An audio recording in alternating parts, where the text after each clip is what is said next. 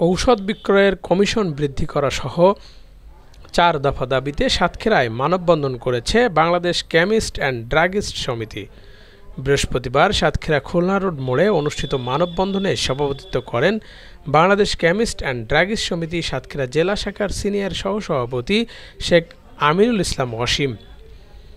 বক্তব্য রাখেন Bangladesh chemist and druggist সমিতি সাতক্ষীরা জেলা শাখার সহসভাপতি সিদ্দিকুর রহমান, শেখ রফিকুর রহমান মিন্টু, মিজানুর রহমান, বীর মুক্তিযোদ্ধা জালাল উদ্দিন, ফিরোজ আহমেদ বাচ্চু, সদস্য এস এম মনিরুল ইসলাম, সদর উপজেলা সভাপতি হামিদুল ইসলাম, সদস্য বিধানচন্দ্র বিশ্বাস সহ অন্যরা। বক্তারা বলেন, অবিলম্বে ঔষধ বিক্রয়ে কমিশন বৃদ্ধি করতে হবে, মেয়াদ উত্তীর্ণ ঔষধ দ্রুত ফেরত নেওয়া এবং প্রতিস্থাপন করতে হবে, ড্রাগ লাইসেন্সবিহীন ফার্মেসিতে ঔষধ কোম্পানি কর্তৃক ঔষধ সরবরাহ বন্ধ করতে হবে এবং সকল ঔষধের মূল্য সরকার কর্তৃক নির্ধারণ করতে হবে।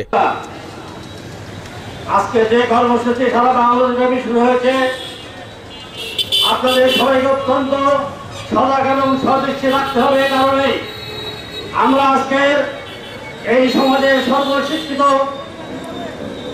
মানুষ হিসাবে আমরা আজকে সরকারি ট্যাক্স, খাজনা, ইনকাম ট্যাক্স দিয়েও আমরা ওই ওষুধ ব্যবসা শুরু করেছি।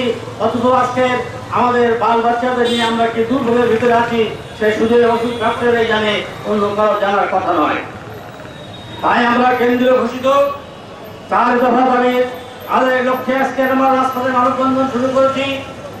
আমাদের প্রথম দফা হচ্ছে ওষুধ বিক্রয় কমিশন বৃদ্ধি করা, দ্বিতীয় হচ্ছে মেয়াদ উত্তীর্ণ ওষুধ সময়ের মধ্যে ফেরত নেওয়া এবং প্রতিস্থাপন করা।